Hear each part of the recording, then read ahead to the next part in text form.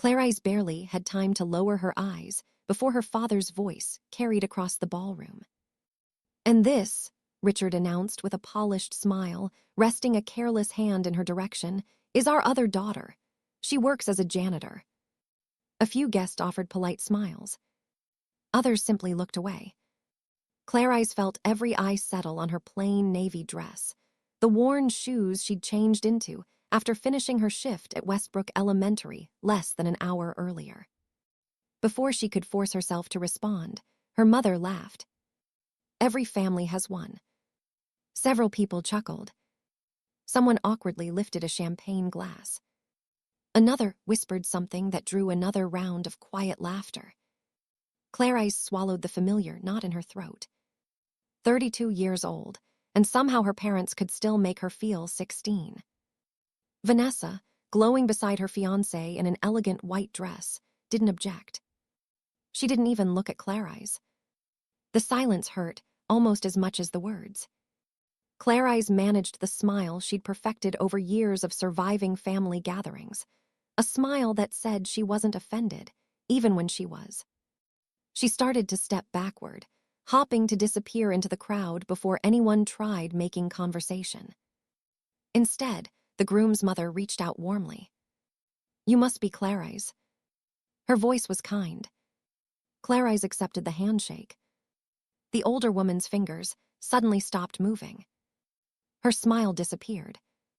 Her eyes fixed on the pale, twisted burn scar stretching across the back of Clarise's right hand. For several long seconds she didn't blink. The music continued. Guests laughed nearby.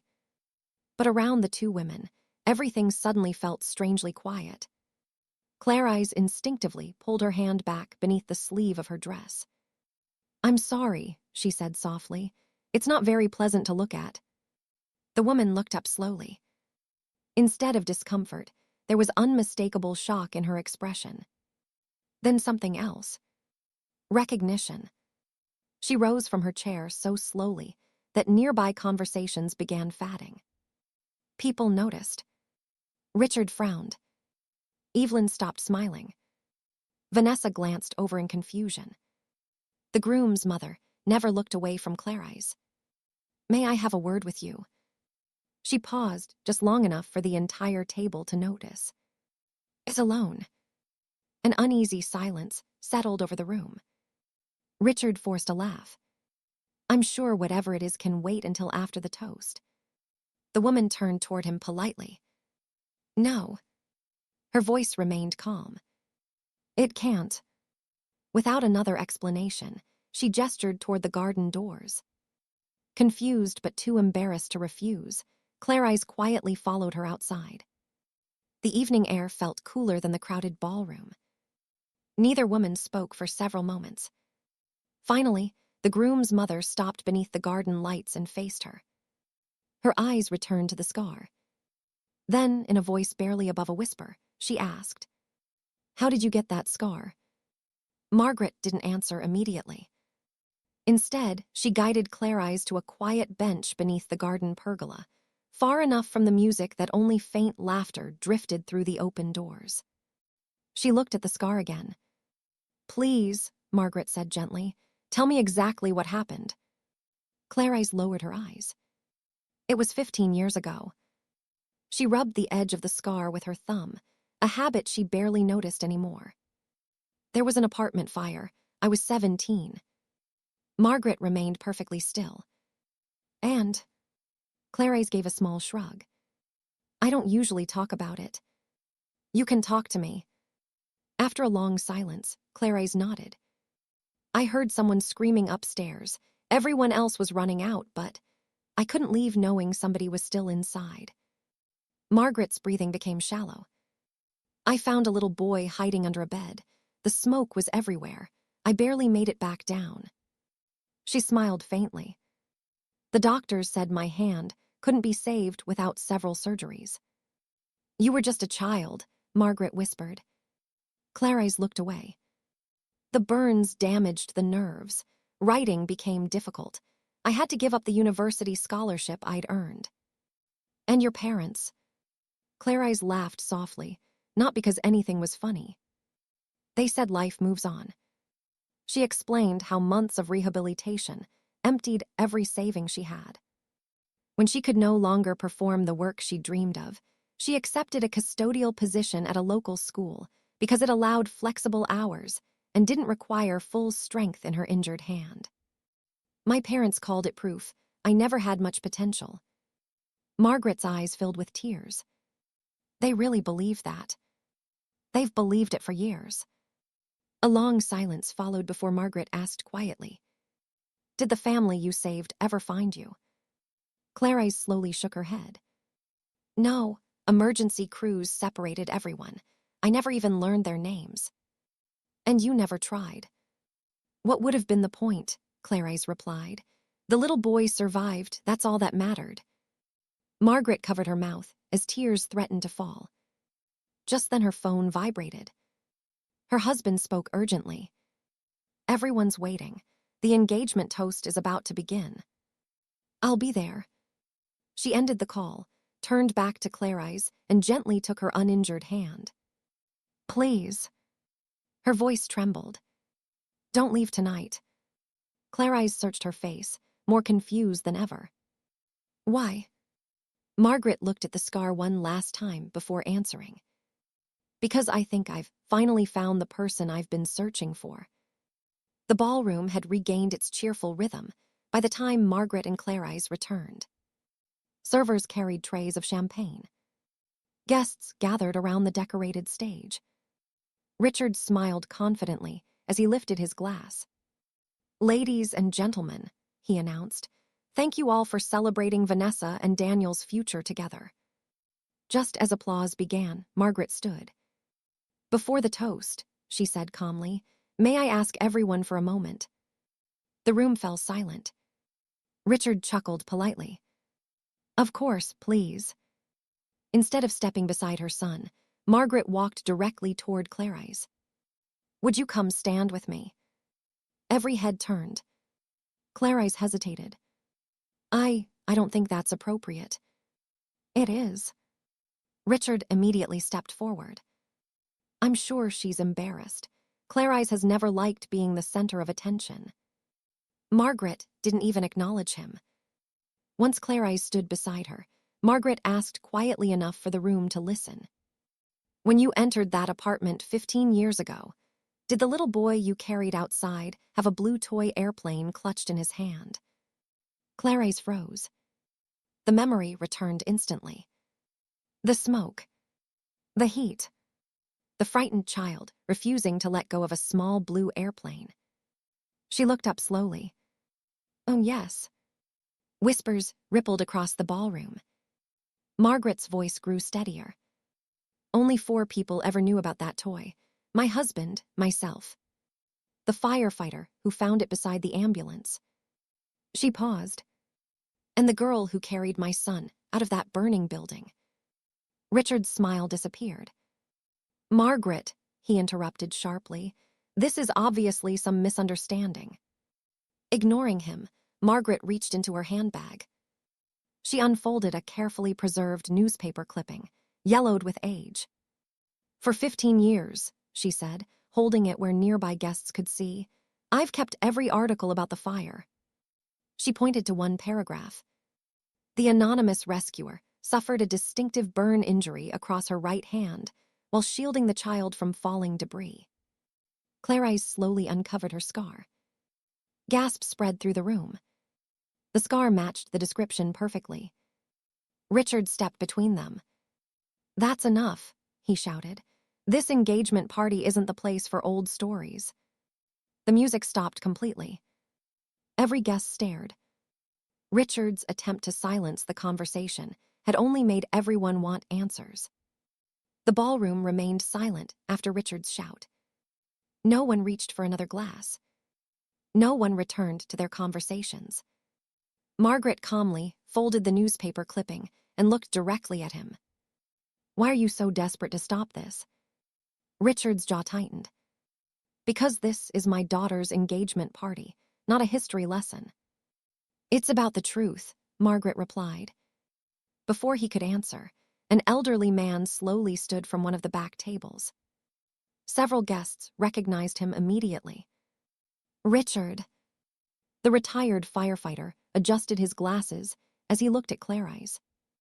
I remember her. Clarise turned toward him in surprise. You do. I was one of the firefighters at the Hawthorne apartments. He walked closer, studying the scar on her hand. I'll never forget the teenage girl who refused to let us go back inside because she insisted a little boy was still trapped. The room grew even quieter.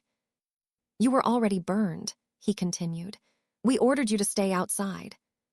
Clarise nodded faintly. I couldn't. You went back anyway. He shook his head in disbelief. When we finally reached you, you were shielding that child with your own body while part of the ceiling collapsed. Several guests gasped. Vanessa stared at her sister. No. She looked from Clarise to their parents. You always told me she started that fire herself. Clarice's eyes widened. You believed that. Vanessa's voice cracked. Mom said you were careless, that you ruined your own future. Every eye shifted to Evelyn. She struggled to speak. We only wanted to protect the family.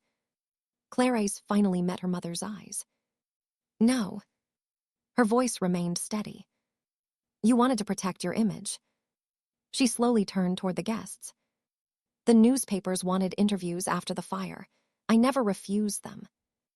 Richard's face drained of color. My parents answered every request before I even left the hospital. Margaret frowned. They told reporters I wasn't emotionally stable enough to speak, Clarice continued. Then they told me no one needed to remember what happened because Vanessa deserved a chance to grow up without living in my shadow. Vanessa stepped backward, as if the floor had disappeared beneath her. And the donations, someone asked quietly from the crowd. Clarice lowered her head. Neighbors collected money for my rehabilitation. She looked directly at Richard. I never saw most of it. Richard tried to interrupt. We used it for family expenses. For Vanessa's private school, Clarice finished. A wave of murmurs swept across the ballroom. Guests who had admired Richard and Evelyn only minutes earlier now looked at them with open disbelief. Margaret gently approached Clarice once more. There is one thing I need to know. Clarice looked at her. After everything that happened, after everything you lost. Margaret's voice trembled. Have you ever regretted running back into that building? Clarice smiled for the first time that evening. Never. Margaret slowly turned toward every guest in the room. Her expression was calm, resolute. Then she said, then everyone deserves to hear the rest. Margaret faced the silent ballroom before taking a slow breath. 15 years ago, she began, my family lived on the 4th floor of the Hawthorne apartments. She looked toward her husband, whose eyes were already filled with tears. Our youngest son, Ethan, was 6 years old. During the evacuation, we thought he had escaped with his older brother. By the time we realized he was still inside, firefighters had already declared that no one could safely re-enter the building. The room remained perfectly still. We were screaming his name when a teenage girl pushed past the safety line. Margaret turned toward Clarice. That girl was her. Richard stared at the floor. Evelyn could no longer meet anyone's eyes. Margaret continued. She didn't know us. She didn't owe us anything. Yet she ran into a burning building because she heard a frightened child crying. Her husband stepped beside her. When firefighters finally reached them, Clarice wasn't protecting herself. His voice broke. She was covering our son with her own body while burning debris fell around them. Across the room, Ethan, the groom's younger brother, now a grown man, walked slowly toward Clarice. His eyes never left hers. I've spent half my life wondering whether the girl who saved me survived. Clarice's lips trembled. I didn't think you'd even remember. I don't remember every detail. He smiled through tears. But I remember someone carrying me through smoke and telling me everything would be okay. For the first time in years, Clarise allowed herself to cry openly. Margaret wrapped her in a long embrace. You gave our family a future. I never expected anyone to know. We never stopped looking. Vanessa slowly approached her sister. Her mascara had begun to run. I'm so sorry. Clarise looked at her quietly. I believed everything Mom and Dad told me. Vanessa shook her head. I thought you gave up on your dreams. Clarise answered softly. I didn't give them up. She glanced toward her parents. They were taken from me. Neither Richard nor Evelyn spoke. Several guests who had once admired them now stepped away without saying a word. One family friend looked directly at Richard. You let your daughter carry shame for something that should have made you proud. Another guest added, and you humiliated her tonight, after everything she'd already sacrificed. Richard opened his mouth to defend himself. No words came. The silence said enough. Margaret then revealed one final truth. For years, our family established a community fund honoring the unknown girl who saved Ethan's life. Every anniversary, we hoped someone would finally tell us who she was. She reached into her purse once more and removed a framed certificate. I never imagined I would present this to her, my own son's engagement party. She handed it to Clarise. Our family would be honored if you accepted our Courage and Compassion Award and allowed us to establish a scholarship in your name for young people whose acts of bravery change lives. The ballroom erupted into heartfelt applause. Only this time, every person in the room was standing. Moments earlier, Clarise had been introduced as the family disappointment. Now guests surrounded her with gratitude, admiration, and respect. Teachers who knew her from the elementary school proudly spoke about the kindness she showed children every day. Parents thanked her for treating every student with dignity. People who had barely noticed her before wanted to shake her hand. Not because of the scar, because of what it represented. In the weeks that followed, the scholarship was officially launched in Clarice's name.